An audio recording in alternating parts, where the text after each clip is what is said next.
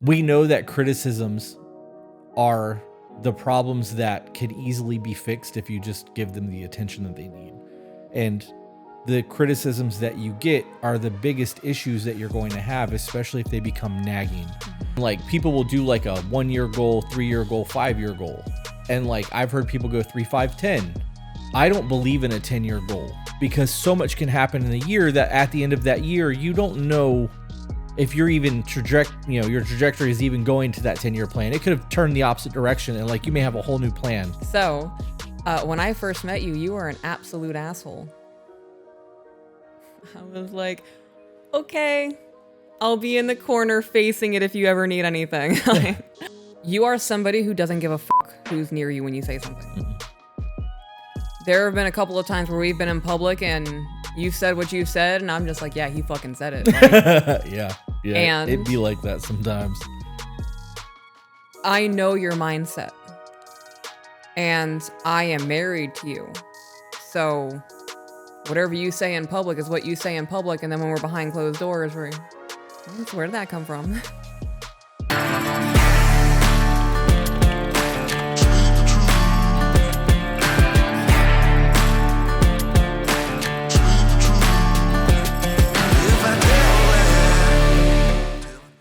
And we are back. We're back. I believe this is episode 16 of R&R. Oh, wow. Ruminations and Revelations. It feels like we're so very behind on everything. It does. We've been nonstop since we've gotten back from vacation. Yeah. I thought we were so much further ahead when we were on vacation, but that week of not recording like ate up a lot of the forwardness. Mm-hmm. So I feel like we're really behind the gun now, trying to under the gun, trying to get shit done. But it sucks. What are you smirking at? Because we're not that much on the wire. It's not like we have nothing to release next week. Well, episode 41 and 42 is done. Mm-hmm. Episode 15 of this releases tomorrow. The Zoom call that we did for Patreon, it went live today on the podcast. And we dropped it Tuesday as bonus content on YouTube just to see how it's doing. So like, we are dropping content. It's just not normally when I log into our podcast schedule, I can see like 14 things listed. There's like 3. Well, now people get super new, up-to-date shit. Yeah. Yeah, it's super stressful for me. But we are doing a thing. We have a lot of interviews lined up. Yeah, I have somebody scheduled for the 14th for the women's segment. She's actually in town, so that's nice. Pretty dope. Like local? Yeah. And that's somebody that reached out to us? Yeah, she emailed my email. She actually has BPD. I'm actually pretty excited to converse with another woman who has BPD and talk about how we have to reel ourselves in and how we can affect our relationships. What day is that? The 14th. Okay. We have Conservative Aunt coming to the studio from TikTok on the 3rd. Mm-hmm. We have the Older Millennial on the 7th. On the 7th. We have a whole bunch of people from our moderators in Discord coming towards the end of the month. Dakota is coming with a dog. Matt Bell is coming November 4th. I want to interview John Hogan. I want to interview Nikita. I want to interview Charles, the guy that does the work on the vehicles. Okay. I have a lot of business owners that I want to interview. And like, because you've got the women's segment going, I kind of want to do my like business things, but I don't know if I'm going to actually commit to doing that. It may just be content for the podcast where we both sit down, because I just don't know if I want to commit to that. Yeah. And maybe I don't commit to it. Maybe I just randomly do it and be like, you're into the world now. Enjoy yourself. You know, we have to interview Steve. We have to get that done and get that up and going so that people can be introduced to the new man behind the scenes, because we have hired an assistant. And I'm super excited about that. I never thought I would ever say I have an assistant. Did you ever think that you would get to a point where our family is asking us for jobs? No. Here's something to think about. I made a TikTok today. Okay. Did you see it? No. Okay. I've not been on TikTok at all today. So we are 9 months and 11 days since the birth of the YouTube channel. Mm-hmm. We know that we started it December 17th, but the first video I think dropped 22nd, 23rd, somewhere around there. Mm-hmm. So we are 9 months and 11 days post the birth of, or like the conception of the podcast. That's good. Right? This is kind of where my thing went on TikTok today. Because today marks the 1 year anniversary of Hurricane Ian. because today's Yeah. September 28th. Yep. I was actually thinking about that today. Still seeing destruction and whatnot within our Right? town. There's still tarps on roofs. Yeah, it's been a year. We have a lot of people who have been completely shafted by insurance companies. I have a friend of mine who's a retired police officer that is having to rebuild his entire house himself. There's a lot of people that I know that I care about that were screwed over in that whole thing. But There are people I know who have had to completely just walk away from their houses and start over. yep. So that whole thing got me thinking about like how drastically our life has changed in a year. Yeah. And like that was like, okay, well, the hurricane happened and by the grace of God, our house was saved. And like, even though we lost 2 of our businesses, it wasn't a total destruction because we were able to move people into the other studio and like, but that forced us out of the shop. It did. But that also made us conceive the podcast. Like, so that time frame between September 28th and December 17th, we were in limbo for like 4 months of our life. Yes, we were. Then we decided we were going to do this as like something to kill time because we weren't working. It was a joke. It kind of was. Like it started with we had all of this free time, so we were making TikToks. Like I was a stay-at-home wife at the time. Clean for maybe 3 hours, got everything done in the morning. So by noon, I'm taking a nap and waiting for you and the kids to get home. Yep. So, like you said, we were pushed out of the studio, so you didn't have a desk there anymore. So now you're also home all the time because there's no room for you at the shop. Yeah, it started off with just making TikToks and people liked what we had to say. And then the first live we did, they were like, do a podcast. And we were like, Yeah. maybe. Yeah. And we had that conversation in the car on the way to Naples about coaching, and that became the podcast. So from conception to birth, and here's how this plays, right? We have pushed the podcast out of the home. Yes. So from conception, we nurtured it. We gave it the nutrients that it needed to grow and thrive in the home. Yes. In the belly of the beast of the house. And we have pushed it out into the studio. So in 9 months and 11 days, our podcast is now in a new evolution and is becoming a toddler or an infant. We are interviewing. We are no longer just doing emails. I'm actually not wearing onesies and shit. Yeah. But we have created something that has its own life. It Yeah. has hands-on now. We have assistants. It's paying people. Like, this has become a full-fledged business. You're working on things on the woman's side of things, as well as journals and self-help things. The coffee brand dropped today. For those of you who are unaware of that, we have created our own coffee line, and that is tobebetterbrew.com. There will be some sort of promotions happening where we make B-roll videos of me grinding coffee and doing the Peter McKinnon thing. I want to take a sip and have a little bit of a coffee mustache. Yeah, do like a frothed milk. Yes. Then I just go. So we have to start working on the marketing of that, but that's up and running. And within 3 minutes of me posting it to Discord, orders started rolling in. Yeah. So, and that's just a branch off. And that's one other thing that we've got going on. And the consulting firm has been built. We have so many things, the men's group, the women's groups, like we've got a lot going. And now that this is an infant and it's not just in the conceptual phases, conceptual. Yeah, I think that's the right word, because we were trial and error a lot of this, and like we were waiting on this to actually become something real. And during that 9 months, we hit 100,000 on YouTube. Yes. So like us pushing this out of our house and putting it into a studio and having its own headquarters does feel like the birthing thing has happened now. Yeah. I thought it was really cool the way that I put that together in the TikTok. I was very proud of myself, so I figured I would try to share it again. But I know I like it. It's also crazy to think that it's actually been a full pregnancy. right.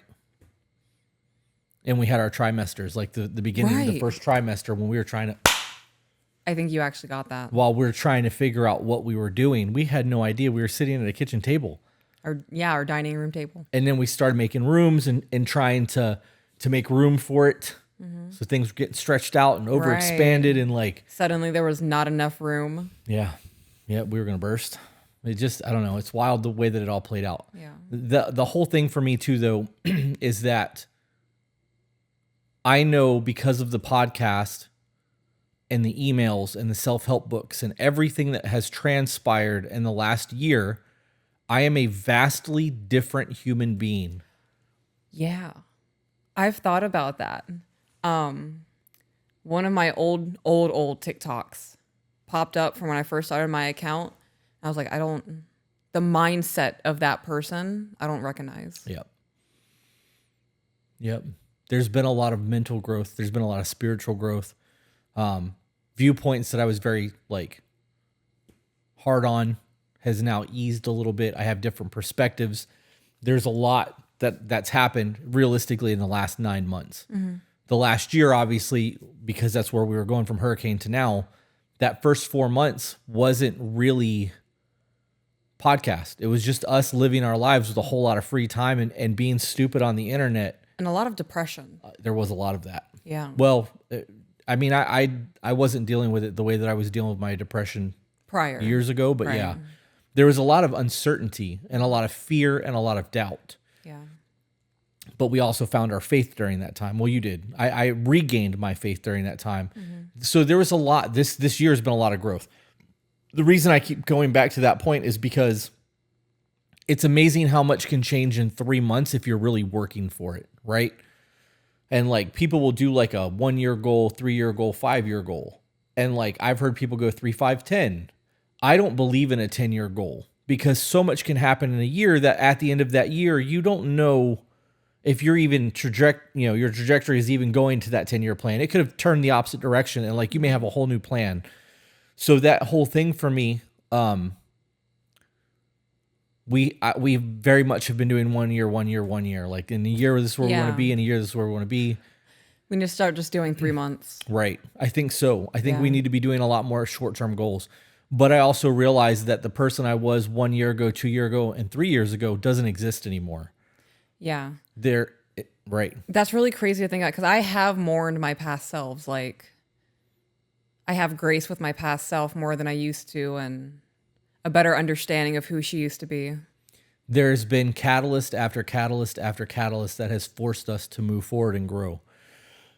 And not all of it's been good. Some of it has been shitty. Some of it has been our own actions that have been shitty. But like, the catalyst has happened.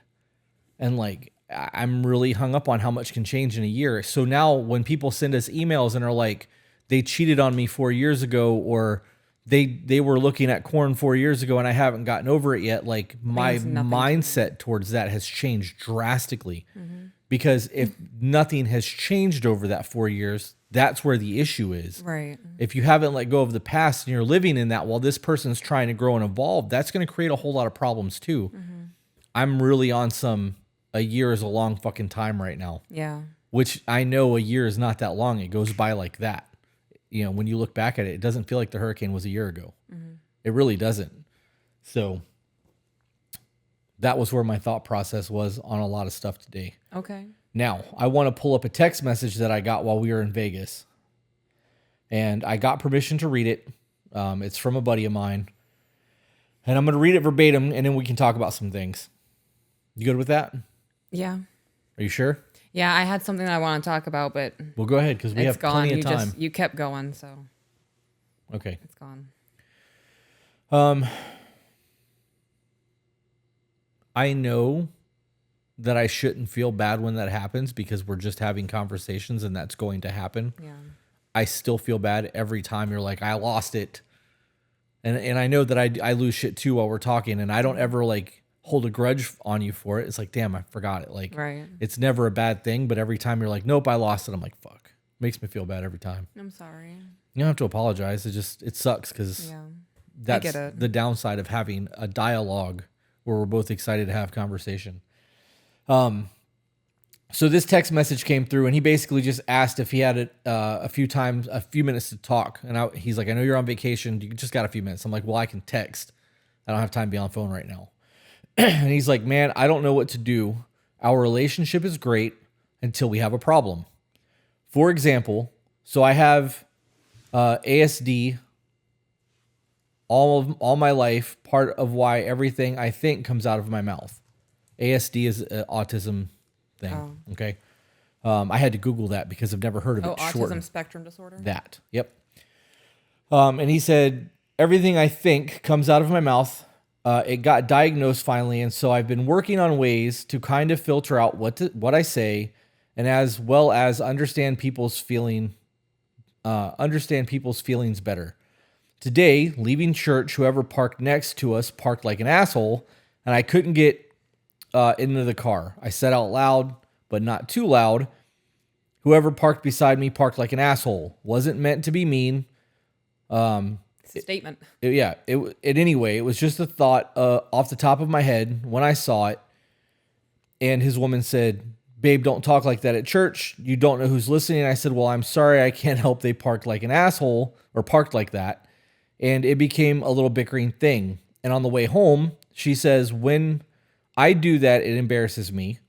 I say, I'm sorry. I try to filter it out, but I can't help it. Sometimes, and I'm sorry, I embarrass you. Then she goes into, I need you to pause. You're giving me a lot of information, and I'm processing a lot. Okay. So you're going to have to go back and start reading again. I'm hung up on, she got upset that he said that. Right. The sky's blue and he parked like an asshole. Right, but they were at church. And it was said in a church parking lot, and it embarrassed her. I get that. Also, from his perspective, he has a mental disorder. He also has a TBI, but that's beside the point. Right. So I know that if, even with everything that I've got going on in my head, if I did something that embarrassed you and you told me that I embarrassed you, I would work on that. Because I don't want to put you in that position. Like, these are the small things that we try to work on to be better for each other. That's the kind of situation I think that she should have had a little bit of grace. I agree. This shouldn't have become an argument. I understand that it's hard for you to filter your things. At church is one of those moments where I need you to try a little bit harder. Yep. I would 100% confront somebody if I was in a parking lot, even at church, and I said something out loud like that, and the person who parked that way said something, I'd be like, bro, look at that. Would you have been happy about that? Yeah. Come on.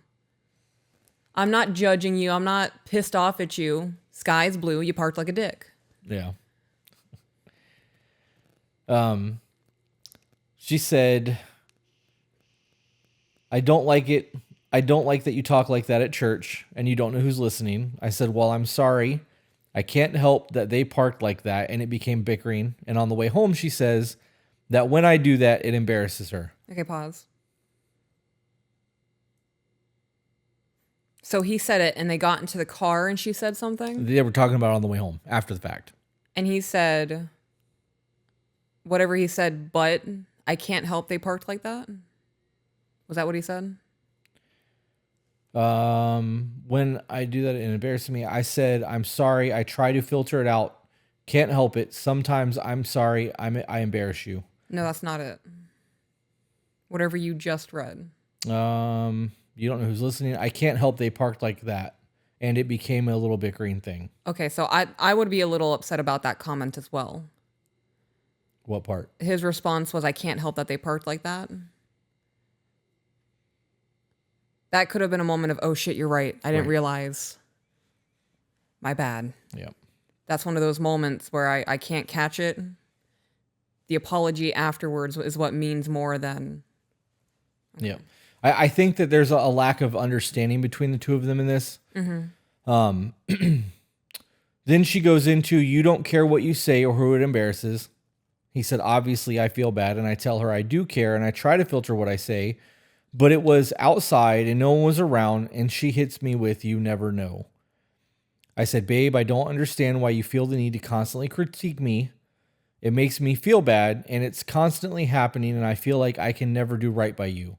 Please stop constantly nitpicking. Well, when I got home, it turned into a blow up. She raised her voice. I raised mine. What do you mean when he got home? When we got home, it turned into a blow up. She raised her voice. I raised mine. She started crying in the car, but stopped when we got home. He's obviously emotional when typing all this out because the punctuation's not there and it's kind of all over the place. It's hard for me to retain all of this. I'm really trying my best. You are somebody who doesn't give a fuck who's near you when you say something. Mm-mm. There have been a couple of times where we've been in public and you've said what you've said, and I'm just like, yeah, he fucking said it. Like, yeah. And it'd be like that sometimes.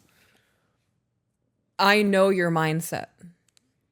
And I am married to you.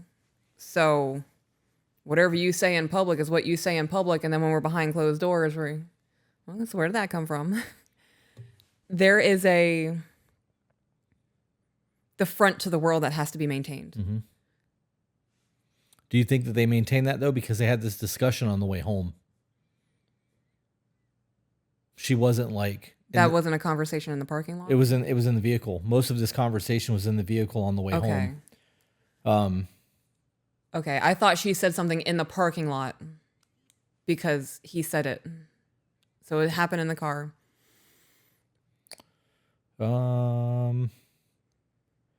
Today leaving church, whoever parked next to us parked like an asshole. Wasn't meant in a mean way, just thought off the top. And when I saw it, she said, "Babe, don't talk like that at church. You don't know who's listening." I'm assuming that happened in the car and not in the middle of the parking lot. So, okay, nixing that whole thing then. Still a valid point, so not nixing it. Falling back to, I know you don't care who hears what you have to say, especially if you're frustrated and somebody's fucked something up, you're going to say it. Yeah. How you deliver it's how you deliver it. I could feel a certain way about it. I could say that was a little too harsh. I wouldn't have phrased it that way. Well, you're not me. You don't think that if I did something to embarrass you or you were embarrassed by my behavior, that you wouldn't try to correct that behavior? Because you would be holding me to a standard. It depends on the behavior. Knowing that he has ASD and a TBI, I wouldn't be embarrassed by that. That's who you are as a person, and I know that. Yeah. The church thing, it wouldn't have been a conversation. She said it embarrassed her at church, or she just has an issue with his filter. She has an issue with the filter. Okay. I wouldn't have an issue with the filter. I know that you try your best. Moment in church, emotions are high, you have your TBI, you're on the spectrum. In that split second, reins are let go. So I've been like, hey, baby, you just did the thing in a church parking lot. So you are correcting the problem. The church parking lot problem. I would have more grace with his filter. Later on in the message, she said that it's just in general, she has a problem with it. Then she goes into, you don't care what you say or who it embarrasses. Obviously, I feel bad and tell her I do care, and I try to filter what I say. But I was outside and nobody was around. And she hit him with, you never know. So it's the filter and the way he presents himself. Right. In this scenario, had there been a little old lady standing next to him, I don't think he would have said something. Right. But because he believed he was by himself and no one was going to hear him, he verbalized it. This is a catch-22 for me because in this scenario, knowing he has a TBI and he's on the spectrum and he's one of my closest friends, like I genuinely love this person. If he called me, I would go to his rescue. I would hold him to a standard. Right. And if he did something that was embarrassing to me, I would correct the behavior. I would be like, hey, bro, I wouldn't do it in front of anybody. You punish in private and praise in public. Right. So I would pull him aside and be like, yo, the way that you handled that was kind of embarrassing for me. Like next time, show a little bit more couth, or however that played out. Like if we were standing around 2 old ladies and 5 little kids running around a playground and he's yelling the F word and calling people to see you next Tuesday, I don't care if you got a TBI or autism or not, you don't behave that way. So I would correct the behavior. Now, if we're by ourselves and that's the conversation, I don't give a shit. But that comes down to a world perspective and the people that are hearing the conversations and who's there. So that matters. But I also think that people have a different standard of things. I know that my language bothers people. I know it does. And I catch myself because I can read body language and see people's facial expressions. Sometimes when I drop too many F-bombs, they look at me. It makes me uncomfortable. But when it's the 2 of us, I can talk like that all I want. You don't judge me for that. So it is one of those things that like I do try to dial it back because I am worried about the perception of others and I get embarrassed by my own behavior. So if you were doing the same thing and it was embarrassing me, I would absolutely tell you about it afterwards. Right. Because I would want you to improve on that. Yeah, I'm not arguing that point. What do you mean? Like I don't disagree with that. Okay. He said, I don't know what to do when a situation like this happens to convey to her that I'm sorry and that I'm trying. She's always on me about every little thing, and I know she cares, but I feel like there's no grace, no forgiveness, and that she's constantly on me. It sounds like there's an underlying issue, and this is something that she's nitpicking. Yep. He then said, I'm sure it seems ridiculous, and I feel like I'm wasting your time. I'm sorry. I have also told her I take full responsibility for this because it's me doing it and nobody else. And then I responded because it was like with all these messages. And I said, and now that I'm reading this back because I'm reading it to you and you're giving me your perspective as I'm reading, my opinion on this whole thing may have changed. So let's see what I said. I said, you're both not listening to each other and you're invalidating the issue to each other. This is going to sound super simple and kind of dumb, but I want you to try this. Walk in, say, babe, I heard what you said and I'm sorry that I got defensive, because he did. Said he's always critiquing her. I love you and I don't want you to view me as less than. Wait, pause. He's always critiquing her? I thought she's always critiquing him. Okay. I love you and I don't want you to view me as less than. I know my mouth is an issue and I don't want to embarrass you, us or me. And I think moving forward, when I do this, we need a phrase. Something as simple as rephrase that so that I can catch myself in the moment and break the habit. I know it won't be an attack. It will be you trying to make me more situationally aware and to help me grow while holding me accountable to the man that you view me of capable of being. Because now he's validating the way that she feels, giving her permission to critique him, Taking accountability. and he's taking the accountability for it. I was super proud of that whole little thing that I typed out, right? Because I was like, that's really good. It was good. Pat myself on the back. I said, this way you are validating it, owning it, and taking steps to make change. She feels heard, you will grow from it, and at the end you will fight over less. Criticisms like that are usually things that they believe we can improve on. You are a warrior, now in a garden. To be a successful gardener, it takes time, practice, and patience. Ask her for grace in those moments, like you said. Then hug her. 30 seconds to 1 minute also sounds stupid, but it releases endorphins. So to clarify the warrior in a garden, this gentleman is a combat veteran. That's how he got his TBI. Like he is a warrior trying to live in a garden now. And people who live through those moments, very high stressful situations, will never deal with things the way people who have not been in high stressful situations will deal with things. It's just the fact of the matter. Anything you want to go on with that before I move on? Okay. He said, okay, I can do that. He said, you were right. The warrior in the garden thing. I feel so out of place still and don't feel like I will ever feel normal again unless I can go back to what I used to do. I said, to your family, you should give them a side that no one else ever will. Peaches gets a passive man from me. I rarely allow myself to get frustrated with her. I always pause and say I need a few minutes to process that before I respond so that I am not reacting emotionally. She knows I am the Hulk, but to her, I will always be Bruce Banner. Does that make sense? And he said, completely. I said, love your wife like Jesus loves the church, because he's also a Christian. Obviously, he was at church when all this started. Mm-hmm. He said, I read that every day over and over. I'm going to read one more little blip, and then we're going to stop and talk about this. I wrote, Jesus was compassionate with everyone until they messed with the church, and then he became that mofo and started flipping tables. And he said, Ephesians is ingrained in me. And then he said, correct about the table flipping. Then we went on to talk about praying for each other, and I asked him about how his life is going, the follow-up and all of that stuff. So let's talk about that whole scenario, right? Because I was super proud of my response, and like it was very well thought out. And I did it ironically enough the same day that I was writing my really long thing at the poker table. So I was playing poker, writing my own thought on escapism, and helping him with his relationship all at the same time. I was multitasking like a mo, like it was getting it. We know that criticisms are the problems that can easily be fixed if you just give them the attention that they need. And the criticisms that you get are the biggest issues that you're going to have, especially if they become nagging. Mm-hmm. So how do we deal with that? How as a woman, how do you want to see a man deal with those criticisms when you're throwing them out? Because it's very easy for us to get defensive.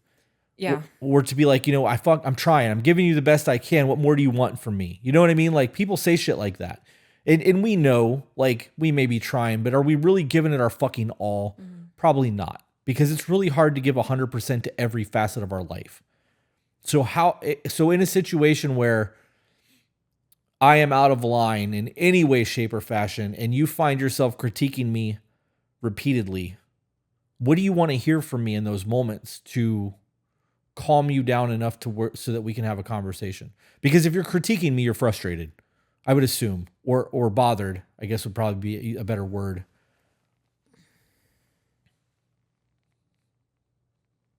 I wasn't expecting you to ask me what I would want to hear from you. I 100% was prepared to say, well, I'm not going to critique you. I am going to approach a conversation with you. Okay, so then how does that look? It would be a conversation of leading up to all of this, because I probably have already addressed the conversation once. Gentle reminders have been happening. It would then be a conversation of, babe, I can see that you're working on this. I am finding myself becoming increasingly frustrated because in the moments where I do give you that gentle reminder, I feel as if you're becoming defensive with me. Okay. And with my increasing frustration, it makes me want to be shitty to you, and I don't want that to happen. Like I'm losing my slip on the reins on that. So you would start with by picking me up, though? Yeah. Okay. And it would lead into, I can feel myself.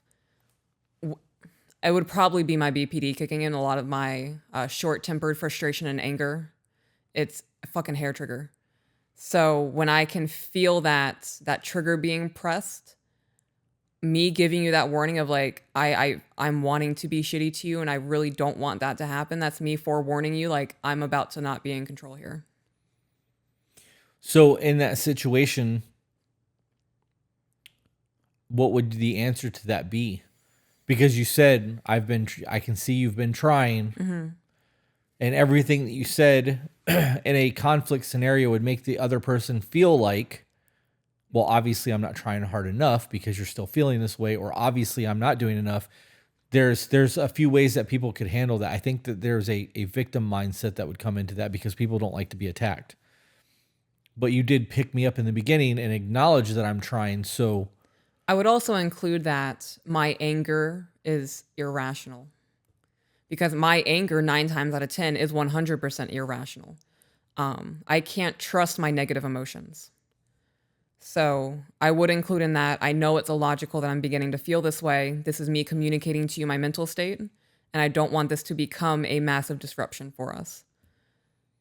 I would also ask, what can I do to ease your defensiveness in this? Because clearly the gentle reminders aren't doing it. I would include that in I forgot about the gentle reminder part. I would include that in I see that you're trying. We've been doing the gentle reminders. Even with those, I can see you're becoming defensive though. So what can I do to make this process easier for you? Because you are now unlearning everything you've learned your whole life. Ooh, that's good. That removes any hint of an attack. Because you're acknowledging that they have to unlearn the behavior. Right. And you're also acknowledging habitual patterns. Like that's a big statement. That was good. That's good. I would probably also ask, do you feel like I'm not giving you enough grace? Am I coming across as frustrated when I give you these gentle reminders? Okay. It would 100% be focused on what can I do to be a support in this? Because I'm asking you to make this change. You are doing this for me. The last thing I want to do is to come across as bitchy. I'm gonna have to go get do we have little kid stickers? Can I find a gold star anywhere in this house to stick on your jacket? That was really good. Yeah. That was good. Cause we try to put each other in these positions. Right.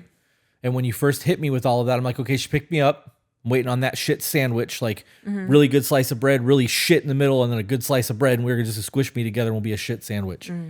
But you pick them up, you knock them down, you pick them back up so they don't feel defeated as they go about. And then as you were talking, I'm like, okay, well, I could see in that scenario, I might get defensive personally. That might be how I respond to that. Like, you see that I'm trying here. Why isn't that enough? And we know that that's a thing for people because we get emails that are like that too. You just said it. Yeah. But that was really well laid out. I think the big thing in that is acknowledging how hard it is to break a habit. And if it was easy to break a habit, we wouldn't have obese people. Right, we wouldn't have chain smokers. I was just about to say we wouldn't have smokers. You're on it. We wouldn't have alcoholics. Right. People wouldn't cuss anymore. People wouldn't have gambling addictions. They wouldn't addictions. Spend money. They wouldn't. None of that would be a thing If you could just go, okay, I don't want to do that anymore. And that's the way most people's brains work. There is a pleasure center in our brain that addictive behavior fills, which is why people have addictions. So you acknowledging the fact that it's hard to break the addiction and then going from fuck you for doing this to how can I support you and trying to be the man that I know you can be, there's no longer an argument there. That takes all of the ability for someone on this side to get defensive away, because now you've literally turned that from a critique into a how can I help you. That's really good. That was good. Thank you. I'm writing a self-help journal, guys. Yeah.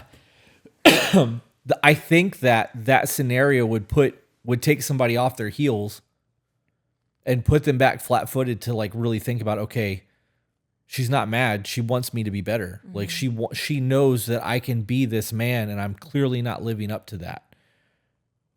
Those gentle reminders, and then at that point are going to change the way that they feel too, because they're not going to feel like a nag. Mm-hmm. Here's a thought too, though. Do you think that when people view their person as nagging or being hypercritical of them, that it's a them problem and not an us problem, right? So like if you were doing that to me, that it would be, that's a you problem. You're the one that has issues with these things. I may not. So if I don't have a problem saying the F word in front of a 3-year-old, and I call people a see you next Tuesday, no matter how old or young they are, and I don't have that couth in any way, shape, or form, and it bothers you and not me, that's technically a you problem. Yeah, that's a me problem. I shouldn't have gotten married to you. Right. So like, I want to elaborate on that thought before you keep going. Somebody shows you who they are. Right. You need to believe them when they show you. Those rose-colored glasses make red flags look like normal ones. If you have an issue with somebody's perpetual habit of something and then expect them to change just because they love you, it's a little bit delusional.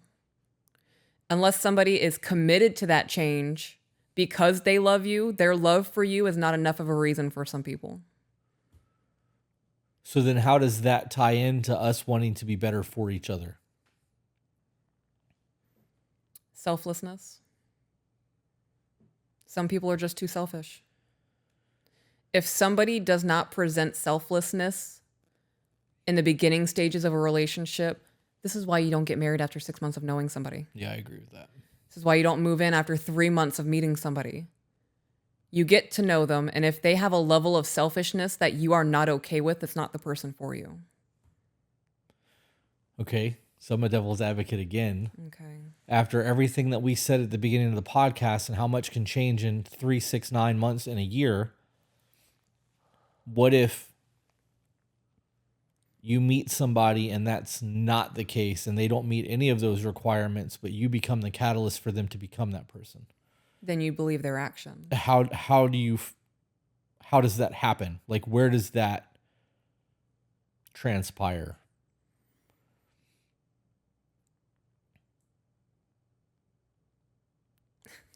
So, when I first met you, you were an absolute asshole. I was like, okay, I'll be in the corner facing it if you ever need anything. And then from there, our friendship started when you saw me painting and you decided to engage and give me some pointers on painting. That is a form of selflessness. Okay. Especially after that direct, like, fuck you, I don't need any more friends. Yeah. I was like, huh, okay. That's an example of that. Once a friendship grows, you will continue to see little more pinpoints of selflessness, not even directed towards you. It's towards other people. If you pay attention to somebody's interactions, you can see how they behave with people, even strangers, servers, at drive-thrus. It's small interactions of selflessness that I saw in you towards other people that made me attuned to, okay, he might be somebody worth looking deeper into. Okay. Does that make sense? Kinda. Did I answer your question? Yeah, kind of. But not to the level that I was asking it, because I was thinking more along the lines of relationship. Let me think about how I'm going to word this. I know this guy. He is somebody that I genuinely care about. Okay. And I know that he is happier in this marriage than he was previously. in a previous relationship or marriage, whatever you want to call what he had. I know that there was infidelity in his previous marriage. I know that there was extreme conflict repeatedly. I know that at a point in his life, he was viewed as a paycheck. Like, there was a lot of foul shit that happened in that previous marriage on both sides. Right. And the man he was when he was previously married compared to the man that I see now is not the same man. And you can see it in the way that he talks. You hear it. The words that he chooses when speaking is very different than they used to be.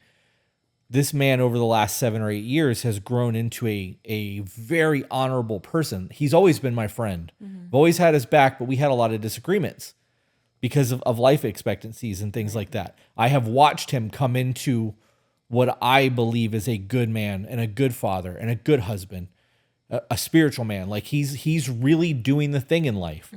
And I'm super fucking proud of him.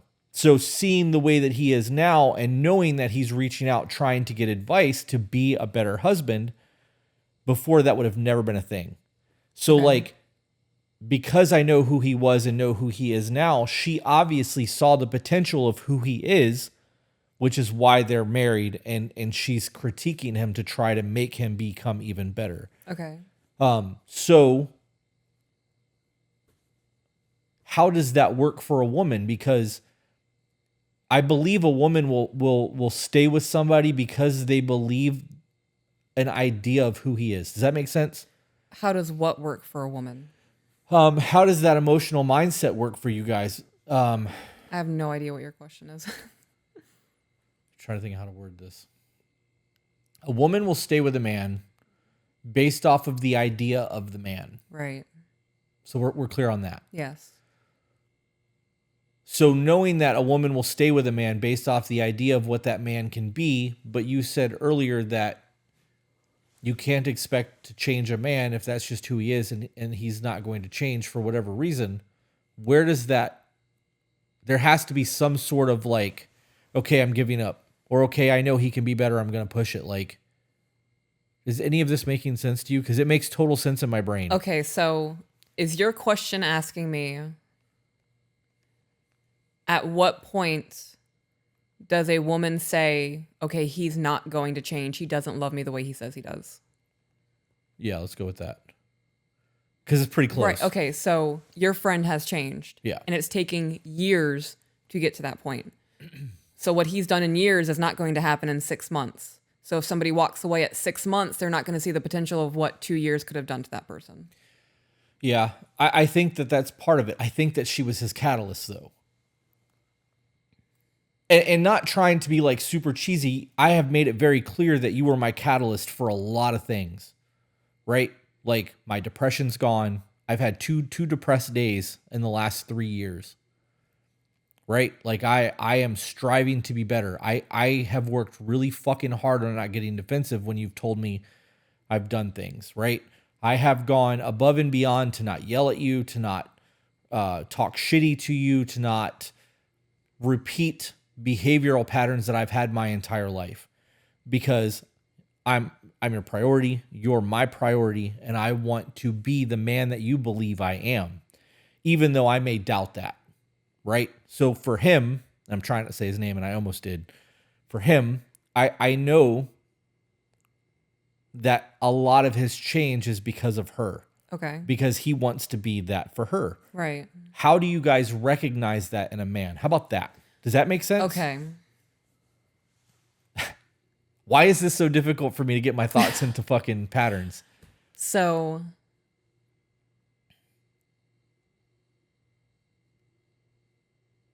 This is the bad boy thing, right? Every woman wants a bad boy because she believes she can tame him. Right? Because that's a thing. We know that's a thing. Okay, yes. That is a thing for women. There's a lot of romance novels and right, all of that shit written about it. So if she was his catalyst and he changed for her, does that actually solidify that that's possible for women? Because there's a whole lot of broken hearts on that trail of trying to convert the bad guy to being a good one because you landed him. So I do think it's true Not to the extent that romance novels make it to be. Okay. I think there's a lot of fantasy written into those things because they don't show the hardships of getting to that point. There will definitely be fucking hardships. During our courting and dating phase, there were multiple times where both of us were like, we don't know if this is for us. Yeah. Yeah. Yeah, there was a lot of trauma and growth that had to happen between the two. There was a lot of trust that had to be found between the two of us too, especially with my past. Right. So like there's I don't know, there's a lot. That you're right. That's a lot, but our situation wasn't quick. Right. So is that the answer? Is that you guys just need to really slow the fuck down? I think that yes, I think everybody needs to slow the fuck down. Not every conversation needs to be resolved in 20 minutes. Not every conversation needs to be resolved within a day. Even if a conversation's ended and it's been 2 or 3 days, a new thought could pop up and be like, well, we didn't touch on that during that conversation, but if I bring it back up, I don't want them to think that I'm rehashing an argument. I think everybody needs to slow down with their emotions, with their thought processes, with the super quick to jump to, well, fuck them. Right. There needs to be a lot more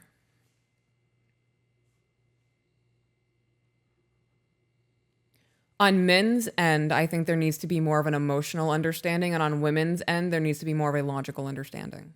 I agree with that. It's hard for us to do that though, on both sides. On both sides, yes. It is very hard for me, especially when I'm already super fucking emotional. That I'm walking around in a dark room with my eyes closed trying to find that switch to turn on for my logic brain. And for men, I can imagine if I come to you a fucking mess and you're in the middle of dealing something with work and I am sobbing, crying, and I can't even communicate what is going on with me, I just sent a fucking tsunami over your day. Yeah. You went from business mind in a quiet office to suddenly everything's so fucking loud, the lights are too bright, and now your wife is crying. So you can't do that instant switch of connecting emotionally, especially if it's a situation that you're not even related to. That's true. Because we're not emotionally invested the way you guys are. Right. Even if it's us having a conversation about our life, the emotional investment is not the same because you are more emotional than I am. Right. I'm emotionally connected to objects because they remind me of something of the kids, or it's something you gave me years ago and I see it and I cry. A lot of men don't have that kind of emotional connection. Not even a little bit. Period. Okay, so let me ask you this, because this is actually going to be a good question, I think. Knowing that you and I will resolve conflict immediately, this was something that we had to work on in the very beginning because I don't want you to harbor something for days and then bring it up way after the fact. Right. And just for clarification, the reason for me is that if we have a disruption on Sunday and it's now 2 Sundays later and you bring it up, I've thought the last 2 weeks have been perfectly fine while you've been harboring something, and it makes me feel like the last 2 weeks has been a lie. Mm-hmm. Right? So we made it at a point very early on that when a disruption happens, we deal with that shit immediately. Mm-hmm. If we're with a group of friends, we will walk off to the side, have a quick conversation, hash it out quietly, and then go back to living our life. You are very good about processing shit after the conversation has been had and not taking it out on me. So how do you separate that emotional mind, knowing that you are as emotional as you are, that you and I can have a disruption in a group of fucking people, hash it out super quick, and then go back to living our lives like nothing fucking happened, and not have our day ruined, not have our dinner ruined, not have our friend group going, oh, this is super fucking uncomfortable. Right. And then, a day or two later, you're fine. Like you've worked through all of it after the conversation, and rarely does it ever get brought back up. So what's the question? How do you do that? How do I do that? Because you just said that you look at something and can cry over it because you're that emotional of a person, but you're able to completely detach from what's happening in the moment and not ruin days. So I was that person who we would have a massive fucking not with you, in past relationships, even in my home life as a child. It was a massive blow-up argument, raised voices, cussing, degrading, and then everybody's having a bad 2 weeks. Shit's gonna get brought up over and over again.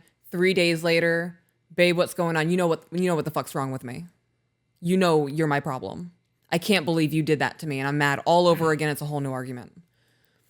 I was miserable living that way. I'm gonna read something. Okay, I'm gonna blow my nose while you pull it up. Okay. I got one side stuff. This is actually the perfect conversation for this, and this is crazy. So this show is a cartoon. It's an adult cartoon, and I know a lot of adults don't enjoy the cartoon animations. BoJack Horseman is one of my favorite TV shows ever. I've watched that on repeat at least once a month. Like, I'll get through 6 seasons in a week.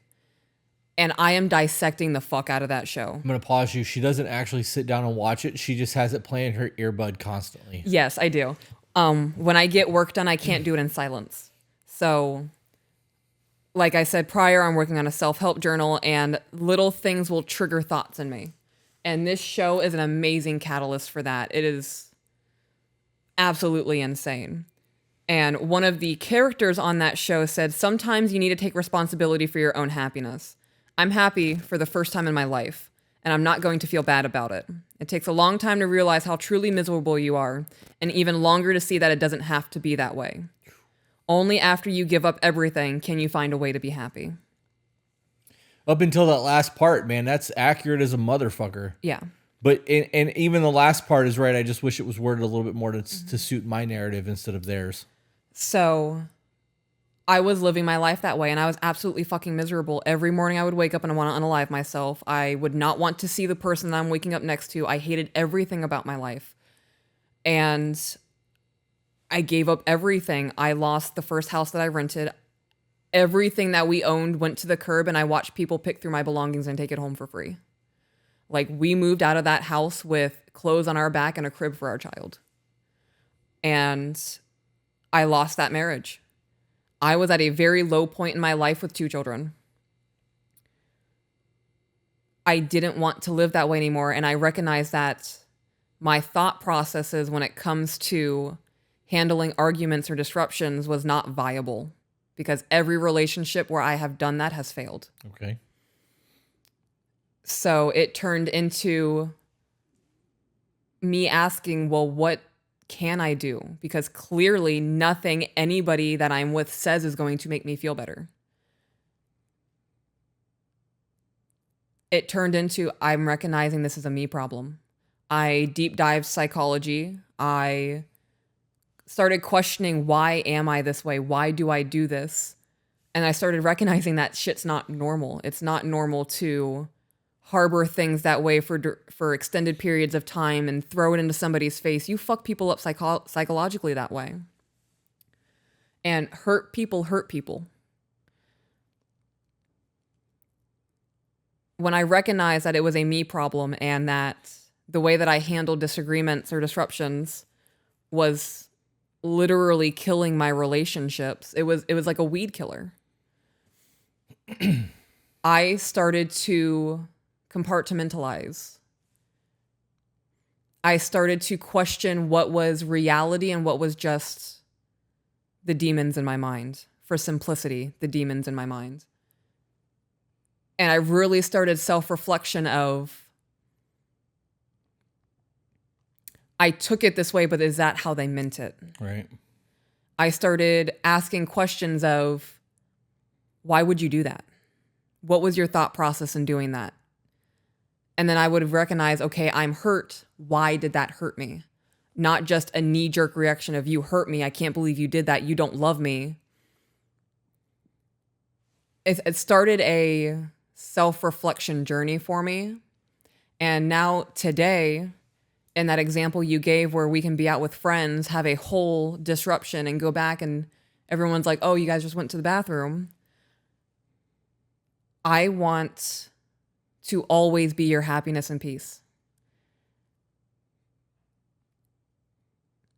That is my priority. So once a conversation is had and you have said, I recognize what I did hurt you and I'm sorry, it will not happen again. That's the end of the fucking conversation. Anything that I feel after that is my own turmoil to deal with. Okay. That makes sense. Right? Say our disruption's a tornado. That tornado just went through my house. Once, and it's gone. We've had our conversation. You now have to go deal with your fallout of this. I have to clean up my own mess in this. Okay. Does that make sense? It does. Okay. So then last question, because I think that was really good and I don't have a whole lot to follow up with. Do you have any regrets from any of that? No. Like the past and all the shit that you went through to get to who you are now? Because I don't have any regrets from my past. Like there were a lot of things that could have gone differently and like shoulda, coulda, woulda kind of shit. But like I would have never evolved into who I am if that shit wouldn't have happened. So I have witnessed heavy DV. I've been abused. I've been raped. I have been neglected as a child. I've been with a narcissist. I have dated people. I've been with a single narcissist.